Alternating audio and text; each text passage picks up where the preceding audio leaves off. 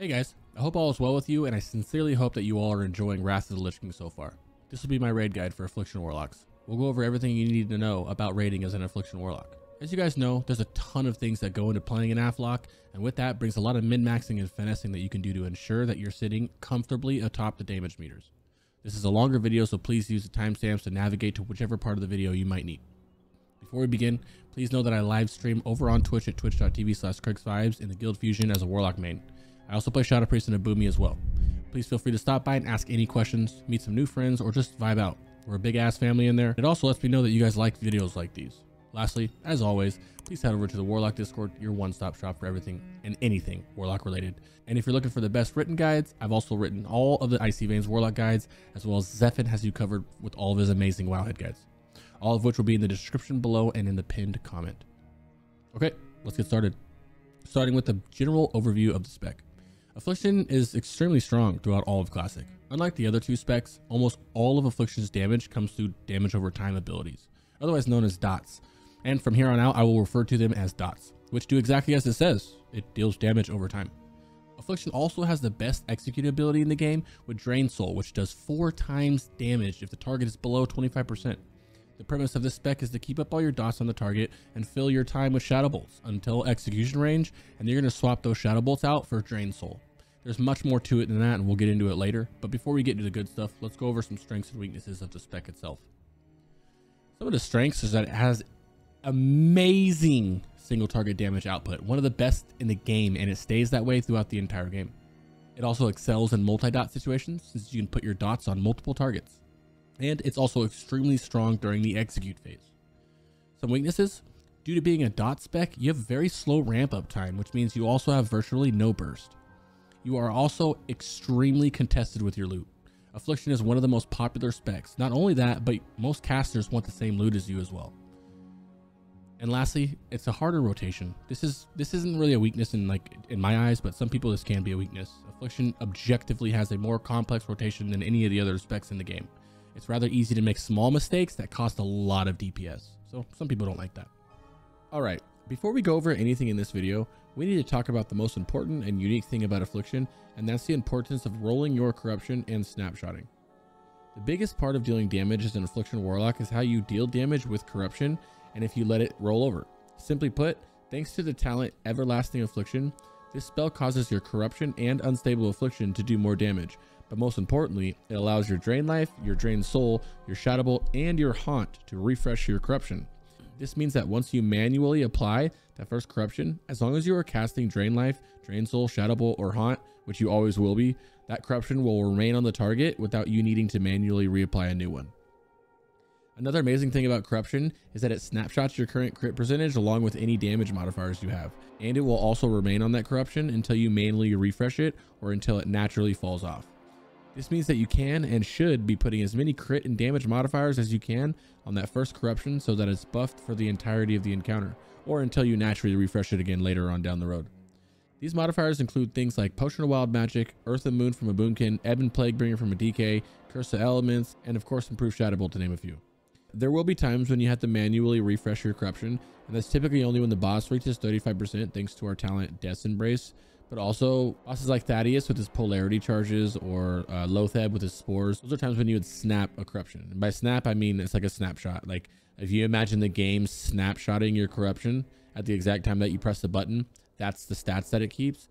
Those are when you want to re-snap. It's like when you get any kind of big buffs like that. In Old War, like on Iron Council, there's going to be a power rune that buffs you too that you have to step on. Those kind of examples. For more very in-depth information on this, please check out the homie NLG's guide to snapshotting. I'll have it linked above and in the description. Next up, we're going to go over talents. I'm going to show you a leveling build first, which I'm not going to go into too much depth with because it's leveling and this is a raid guide more. But if you want more information on leveling, just go to my channel and look for the leveling guide. But I will give you this build right here and say Affliction is widely known as one of, if not the best open world levelers in the game. You're able to mass pull everything thanks to the talent Siphon Life, which heals you for 40% of your corruption damage. All you do is literally run around and put corruption and agony up on as many mobs as you can. There's a video going over the mob grinding and open world leveling on my channel. I'll link it above now or in the description if you're interested in learning more. As for the raid spec for Affliction, you don't have too much wiggle room, but you do have a couple flex points that we will discuss here in a second. But to start, let's talk about suppression. This talent increases the chance to hit with all spells by 1% per point for a maximum of 3% hit. This is an extremely important talent to be used if you need any hit rating. This varies depending on your gear, and if you're in need of hit, then it's suggested to always use suppression rather than use hit gems. Next, you want all 5 points into improved corruption. This is an amazing talent that increases your corruption damage by 10%, as well as increases the critical strike chance of your seed of corruption by 5%. Obviously, this is mandatory as it buffs your main dot as well as your only AoE that we have. Next is 2 points into improved Curse of Agony, which increases the damage done by your Curse of Agony by 10%. This is just a nice damage increase to the only curse that we use. Next up is Soul Siphon, and you want to put both points into these. This will increase the amount drained by your drain life and, more importantly, drain soul by an additional 6% for each of your dots on target for a maximum of 18%. This just means that when you're drain souling in execute range, it does 6% more damage per dot that you have on the target, obviously to a max of 18. So Agony, Corruption, Unstable Affliction, Haunt, etc., etc. In other words, you do more execute damage.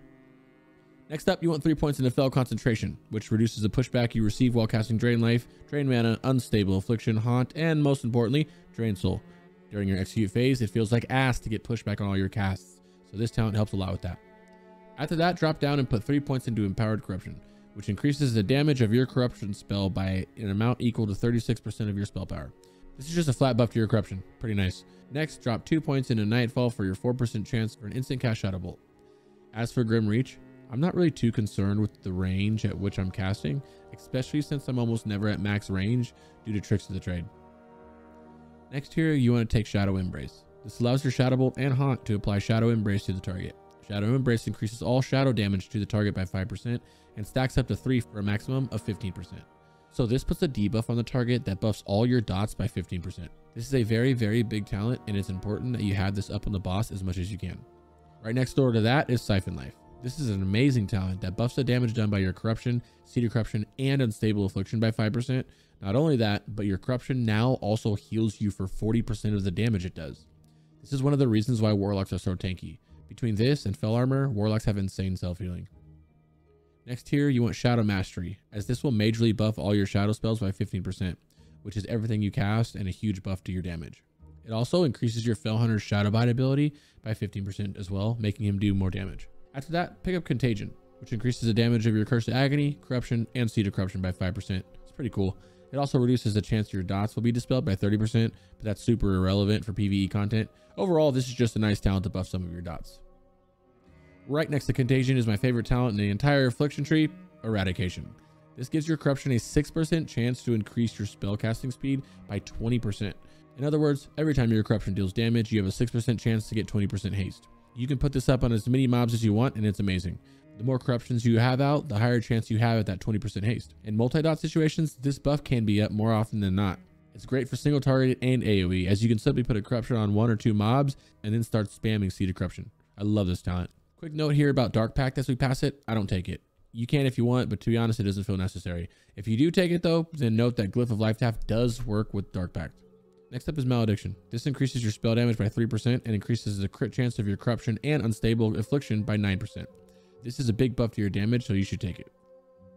The rest of the talents at the bottom of the tree are absolutely massive, starting with Death's Embrace, which increases the amount drained by your drain life by 30% while at or below 20%. But we don't care about that, because most importantly, this increases the damage done by your shadow spells by 12% when your target is at or below 35%. This acts as one of your 2 executes as Affliction. Simply put, you start to do 12% more damage to the boss when he gets to 35% health. This goes very well with your Drain Soul talent, which deals 4 times the amount of damage when the boss gets below 25% health. And remember our little talent Soul Siphon that we talked about earlier, which increased the amount drained by your Drain Soul by 6% per dot on target. This all results in our Drain Soul in execute range dealing massive and unparalleled damage to targets under 25%. This talent as well, like we talked about earlier, is another reason why you will be manually reapplying a Corruption once the boss hits 35%, and of course if you get tricks, you will wait for that as well. More on that when we get to the rotation section. Next to that is a talent called Unstable Affliction. This is a damage over time ability that deals a ton of damage over 15 seconds. Less important and more of a PvP thing, but if it does get dispelled, it will do like double damage and silence whoever dispelled it. Overall, this is an amazing talent, as it is one of your main dots that you want on the boss at all times. After you select this talent, it will open up Pandemic, which allows both your Corruption and Unstable Affliction the ability to crit. This is absolutely massive, and you can see why these 2 are your 2 main damaging abilities, whereas Curse of Agony cannot crit. This talent also increases the crit damage bonus of your haunt as well by 100%. That's less important, but hey, it's free damage. Second to last talent in the affliction tree is Everlasting Affliction. This is the main talent in the affliction tree and also one of the main reasons affliction is so strong and a reason why the spec is so fun. This spell causes your corruption and your unstable affliction to do more damage, which is great, but also more importantly allows your drain life, drain soul, shadow bolt, and haunt to refresh your corruption, meaning for as long as you're casting one of those spells, then you'll never have to manually reapply a corruption. A really good thing about this corruption is that it will also snapshot like we talked about earlier when you put it on the target. And as long as you're refreshing the corruption via Everlasting Affliction, the crit and damage modifier will remain on the target with the initial corruption. We already discussed snapshotting in this earlier section, so I won't go back into detail on this, and instead, if you want to learn more about snapshotting, please click the timestamp marked snapshotting to go back and listen. Lastly in the affliction tree is Haunt, yet another extremely powerful talent for affliction. This sends a ghostly soul into the target, dealing slight damage that comes back and heals you for that amount, which doesn't matter at all. But most importantly, it leaves a debuff on the target that increases all your dots that you do on the target by 20% for 12 seconds. Add another 3% due to the Glyph of Haunt, which you will take, so 23%. This is to be on your target literally 100% of the time. It is a constant buff to all your dots and super important. So now that the Aff tree is done, let's move on over to the Destruction tree for the rest of your points. Starting with Improved Shadow Bolt, which increases the damage done by your Shadow Bolt by 10%. Not only that, Shadow Bolt will also now leave a debuff on the target that increases all spell crit done against the target by 5%. Super cool, super important, and a buff that all warlocks will need to keep up. This will give everybody in the raid 5% spell crit. Next door is Bane, which reduces the cast time of your Shadow Bolt by a half a second. Shadow Bolt is our main filler, so we love to cast it faster. Lastly is Ruin, which increases the crit damage of your destruction spells, aka Shadow Bolt, by 100%. Now, you'll notice we have 3 points left over. Well, here, these are your 3 flex points that I talked about earlier, and you can choose to put them wherever you want. Some choose to put them in Improved Hellstone for beefier Hellstones. Some choose Demonic Embrace for a massive stamina gain, or even Fel Energy to keep your Fel Hunter alive. However, this is what myself and most others choose to do. 2 points in Improved Fel Hunter, as it gives it some mana return and reduces the cooldown of his Shadow Bite by 4%, making him do a little bit more damage. The slight buff to Fel Intelligence doesn't matter at all, since it still wouldn't beat out the Mage's Arcane Intellect or the Priest's Fortitude. For my last point, I put it in Intensity over in the Destro tree just to help minimize the pushback on my bolts. Next up is the Glyphs, and they're pretty straightforward. For major glyphs, there's really only 3 that you should use. Glyph of Quick Decay, which allows your corruption to be affected by haste, meaning your corruption does a ton of damage. Glyph of Haunt, which gives you 3% more bonus damage to all your dots. And lastly, Glyph of Life Tap, which converts 20% of your spirit into spell power. At the time of this video, I'm in phase 1 best in slot gear, and this glyph gives me roughly 200 spell power. As for your minor glyphs, just use Glyph of Drain Soul, as this will give you the chance at an additional soul shard from Drain Souling. For your second minor, use Glyph of Unending Breath, which allows anyone with your Unending Breath to swim 20% faster. And lastly, use Glyph of Souls if you want, which reduces the mana cost of your Ritual of Souls. Kind of lackluster, but it's all we got. Next up is Demons. Affliction's primary demon is the Fel Hunter. Fel Hunter is an amazing pet that not only deals damage, but can purge bad debuffs off of you like slow sleeps and other CCs, because sometimes your healers are too busy to dispel you. He can also interrupt spells with the spell lock ability, and he has a buff called Fel Intelligence that gives everyone in your raid intellect and spirit. This does not stack with the Priest's Fortitude buff or Mage's Arcane Intellect, but it's really nice for whenever you don't have a Priest or a Mage in your party. Lastly, the Fel Hunter has a spell called Shadow Bite, which does some damage, but interestingly enough, does 15% more damage for each of your dots on the target. Pretty neat. Now, the only time you won't use Fel Hunter is when you use your Inferno. Inferno lasts 1 minute and it does a ton of AoE damage, but it also beats the Fel Hunter in single target damage as well. It's best to use this with Lust and Flame Cap, but also gets sketchy because you typically Lust at the start of a fight, which means after that 1 minute, you would have to hard cast another Fel Hunter out at a 9-second cast right in the middle of the fight. For this reason, people typically Inferno the last 1 minute of the encounter. I personally use my Inferno on big AoE trash packs or fights like Faralina currently, but to each their own. As for stats, it's pretty easy going for Affliction Warlocks. The most important stat is hit rating. In Wrath, you no longer have the 1% innate chance to miss, so if you're hit capped, you will never ever miss a spell. Your first goal as a Warlock is to make sure that you're hit capped. The hit cap is 17%, which sounds like a lot, but you get a little bit of help. You get 3% from a Boomy's Improved Fairy Fire or Misery from a Shadow Priest. Your 25-mans will always have either a Boomy or a Shadow Priest, so this means you only need 14% hit now. This becomes much more achievable on the gear if you want. However, you can also put points into Suppression to lower the hit even more. Each point, remember, is 1%. So if you have 3 points into Suppression, you will only need 11% hit. And if you're alliance with the Draenei in your party, you get an additional 1% hit rating for this racial. But like I said, only if they're in your party. That racial is not a raid-wide buff, sadly. So this means that if you're Horde, you need 11%, and if you're Alliance, you would need 10%. If there happens to be a time when you do need hit, it's highly suggested that you put a point or two into suppression rather than use hit gems, as you can get more value out of better gems while allowing suppression to cover what you're missing. Unless, of course, you need less than 1%, then just use a gem if you want. And it's very important that you're hit capped. Missing a haunt or a drain soul during your execute is a terrible feeling. Once you're hit capped, your next two stats are spell power and haste. Spell power makes your spells do more damage, while haste makes you cast them faster and makes your corruptions tick faster as well, remember. After that, you have Spirit, which is pretty good since you are not only using Glyph of Life Tap, but also Fell Armor. Both of those convert Spirit into spell power. Lastly is Crit. We like it, but it's not as good as the other stats. Next is Professions.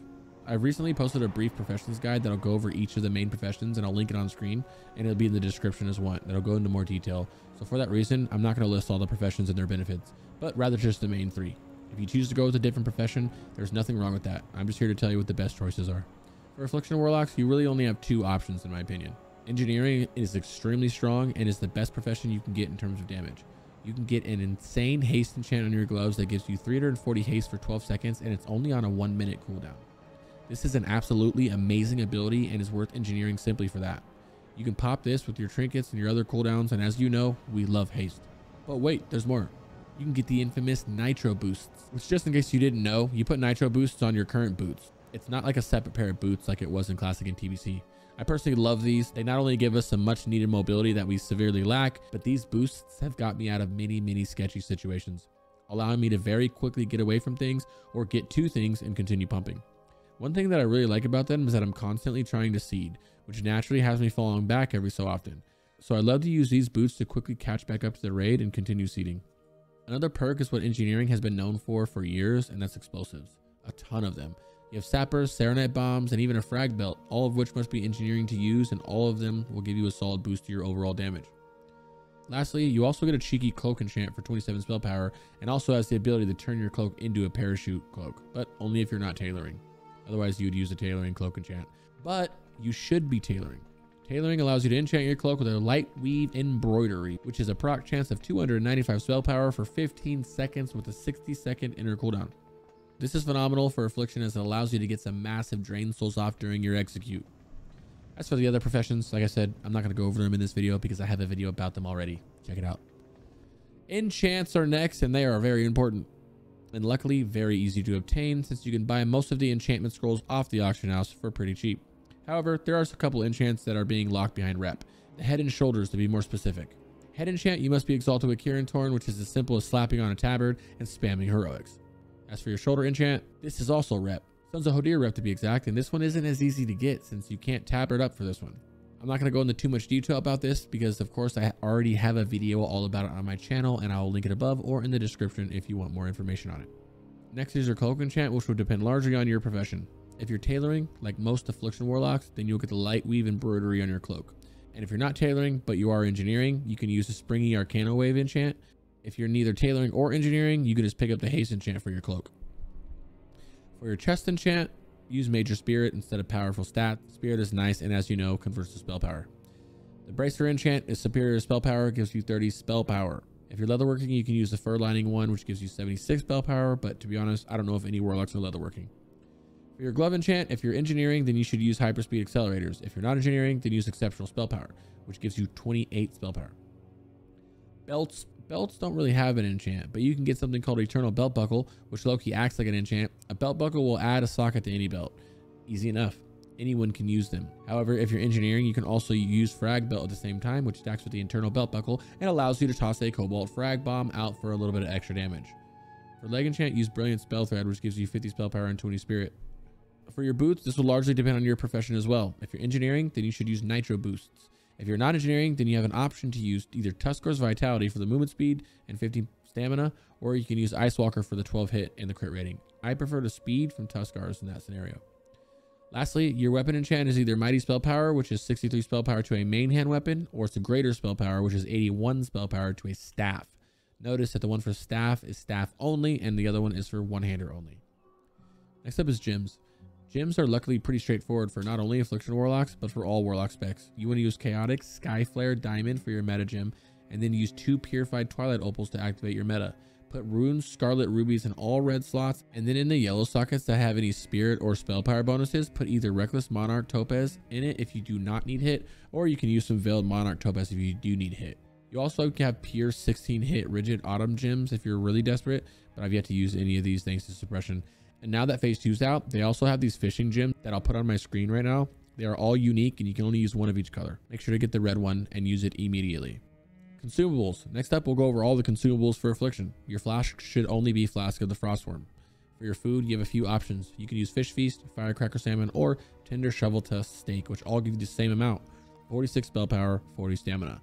Most guilds have Fish Feast, but I always suggest keeping a stack of whatever is the cheaper food on your server out of the Firecracker Salmon and the Tender Shovel Tusk. There's also a food called Snapper Extreme, which gives you 40 hit rating and 40 stamina.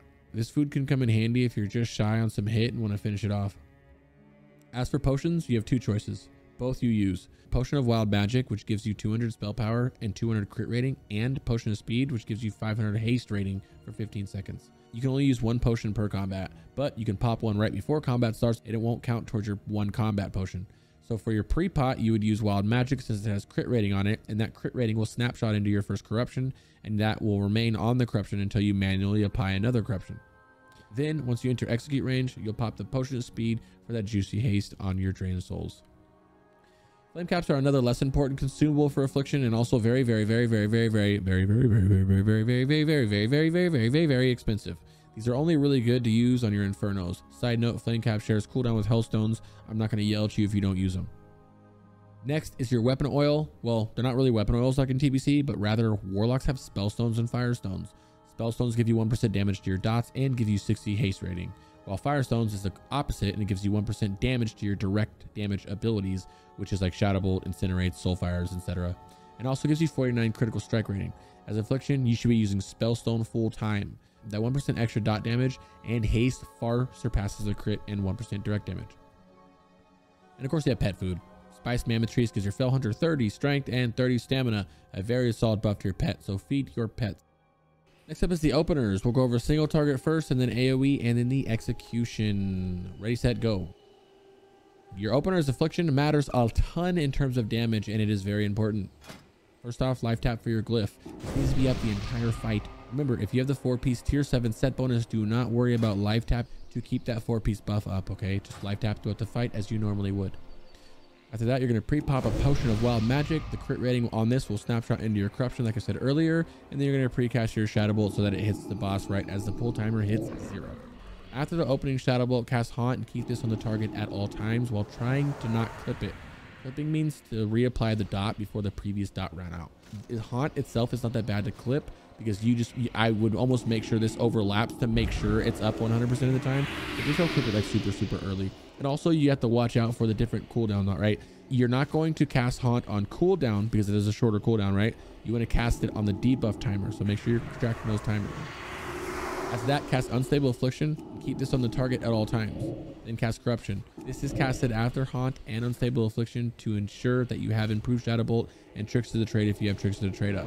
If you see ISB and Tricks to the Trade up beforehand, then you can put a Corruption up there. After that, cast Curse of Agony and keep this on the target at all times. Fill with Shadow Bolt while keeping up Haunt, Unstable Affliction, and Curse of Agony on the target the entire duration of the encounter without clipping them.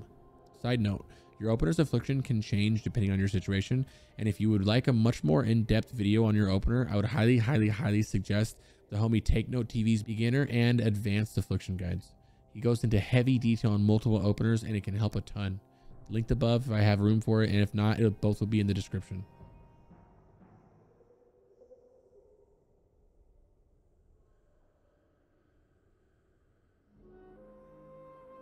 Another side note about the opener involves a trinket called Illustration of the Dragon Soul.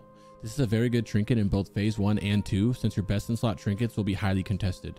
This trinket gives you 20 spell power whenever you cast a damage or healing spell, and it stacks up to 10 times. Literally anything procs this and you should use that to your advantage. Before the encounter starts, you can stack this trinket up ahead of time so that you can start the fight with an additional 200 spell power. More so, if during a boss encounter you can't reach an enemy, you can simply life tap to keep the buff up. This is a massive boost to your damage, and it's very important that you keep this buff up 100% of the fight. I'll have a weak aura in the description if you need one. Now that being said, there's a huge caveat to pre-stacking this trinket. Life tap and everything else can also proc anything else you have, like your tailoring enchant, and most importantly, your other trinket, which for most of us is Dying Curse. Most people won't worry about this, but there's a good amount of us who hate it, and luckily there's a simple way around this. Whenever you swap a piece of gear on, in this example, Dying Curse, it automatically puts it on an inner cooldown, what we call an ICD, meaning when I put this trinket on, it will not have the ability to proc for 45 seconds. With a bit of timing, you can use this to your advantage and trinket swap so you don't waste this precious buff. All you have to do is swap your trinkets around like this 45 to 60 seconds before the encounter starts. Obviously this can be difficult since I'm sure many of our guilds don't use 45 to 60 second pull timers, so you have to adjust as your guild moves. That being said, just use your best judgment on that 45 seconds. It can be annoying trying to time it if you're in a speedrunning scenario, as it gets difficult to swap gear in those situations, but for everyone else, you should be good once you get a little practice on it. Just stack the trinket up ahead of time the trinket, and blast. As for AoE, there's not too much to do, even though you do a ton of AoE, right? You just put a couple corruptions up so you have some eradication procs, and you spam seed into one target. Right now I'm not with the party, so I have to spread seeds around or they're not going to blow up, right? But usually you just have two or three corruptions up and you just spam seed corruptions the whole time. As you see, you get eradication procs and stuff, so it's pretty nice. Eradication uptime's pretty sick if you have a whole bunch of corruptions out. And if you're engineering, make sure that you use your Serenite bombs and your sappers. I like to bake my Serenite bombs into a macro that looks like this.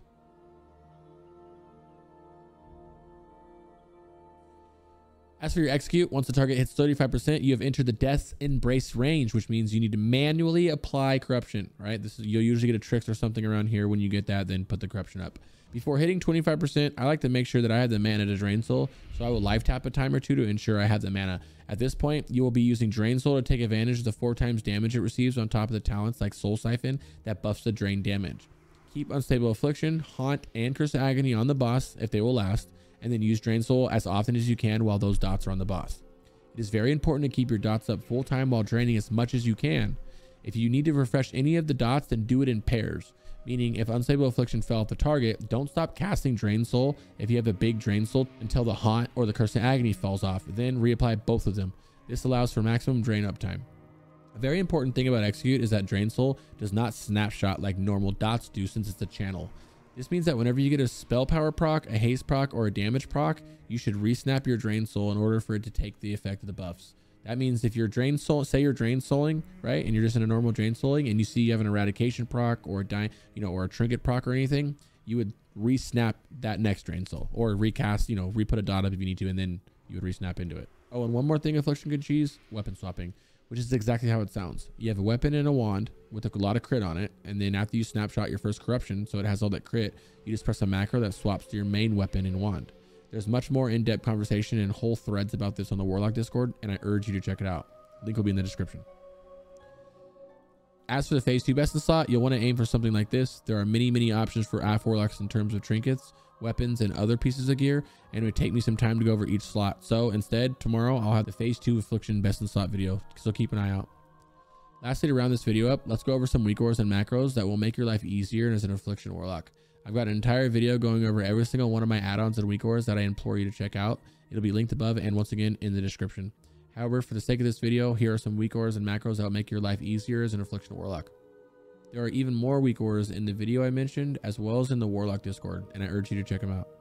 The first one is the Warlock WeakAura. This is the main one and is the most important one. This one will keep track of all you need in terms of your spells, dots, buffs, life tap, timer, and all your other cooldowns. This next one is very important as well. It is a snapshot WeakAura.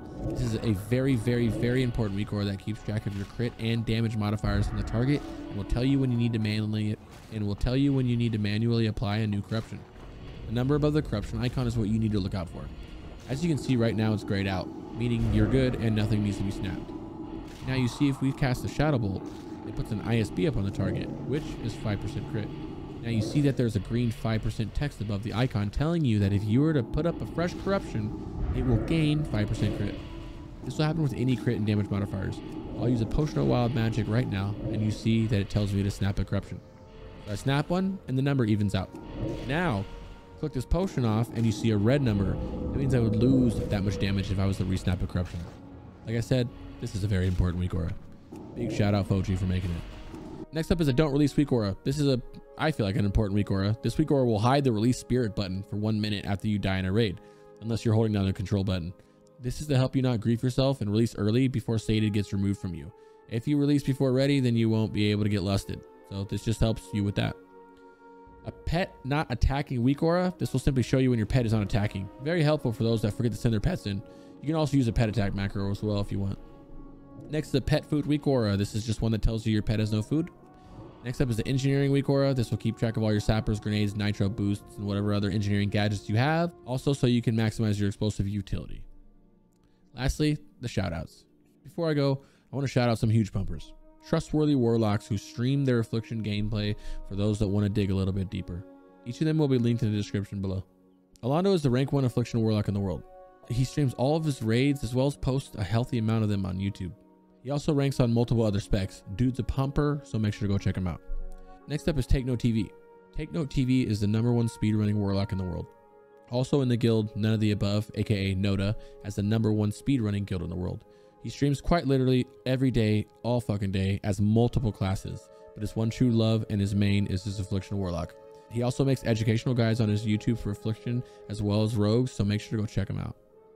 Next up is It's Pummel. And he's not only a guildie, but a good friend of mine. He's also a huge pumper in the guild fusion. Him and I are side by side trying out all the specs and trying how to help out as many warlocks as we can. He streams all of his raids where he has a demo lock and an Affliction Warlock, plus some other alts. He also makes educational content on his YouTube channel regarding warlocks as well. Go check him out. Lastly is NLG, and he's an Affliction god, widely known for his excellent YouTube guides on Affliction, where he goes into insane amounts of depth about all the little things Affliction needs. I urge you to check him out ASAP and get your AF game in order. Well, that's it for me. I'm sure I'm missing some other big warlock gamers in here. It would take me all day to list them all. I really hope you guys enjoyed this. As always, please let me know in the comments if I missed anything or if you want to add to this. We're really a big family, and the more we help each other out, the stronger the warlock community gets. So please help each other out, and I'll see you guys in the next one.